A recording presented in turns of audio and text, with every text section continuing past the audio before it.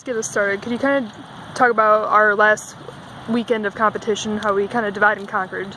Yeah, so we split the team into two different major meets. The one being Mount Sac Relays in California, which is the largest meet on the West Coast. And the second being Georgia Tech, which had a very, very good invitational down in Atlanta.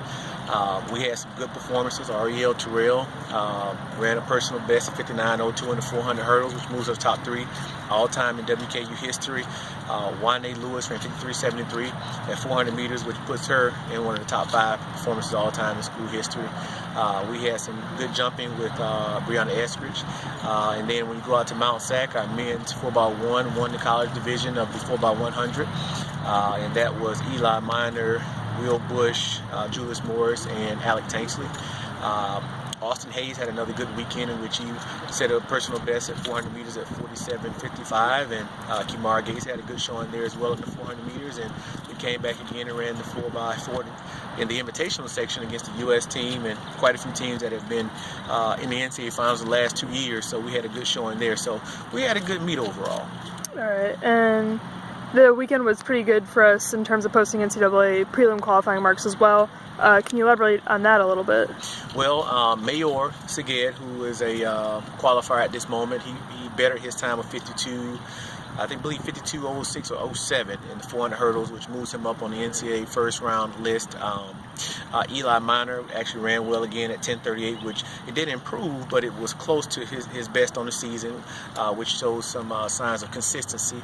Austin Hayes again running well at 200 meters, which we believe as he continues to develop, he'll be a guy that should hopefully make the NCAA mark throughout the season.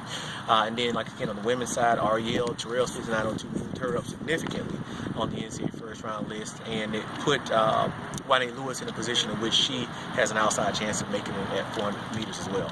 Sure, and you were talking about this in that first question, but on the men's side, our 4x1 and 4x4 teams have 4 of the top 25 marks across the two.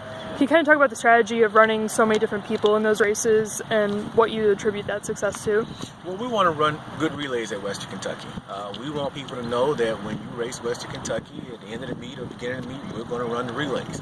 And for those guys, we've run 4 or 5 different relays with totally different personnel at this point. And now we're getting to the part of the season where we got to figure out where we can use them at a high level. And we're starting to see those things. And we still believe we have quite a ways to go in both of them. We have the personnel to do some good things, and we're looking forward to it. And can you preview this weekend's coming meet at Louisville? So we'll be at Louisville, so we'll get a chance to see more Conference USA teams, Big Ten teams, as well as ACC teams. We hope that we get good weather and things continue to go well for us, but we believe that men and women will both have quality opportunities to run well and against good competition. All right, and are there any areas where you're still hoping to see improvement as we get closer to the postseason? Well, this weekend we're going to run a lot of our kids in off events, so they won't be in their primary events that they're going to run at the conference championship because we did that last weekend. However, we want to go out and continue to sharpen up to get ready for Conference USA championships, NCAA first round, and the NCAA finals in Eugene, Oregon.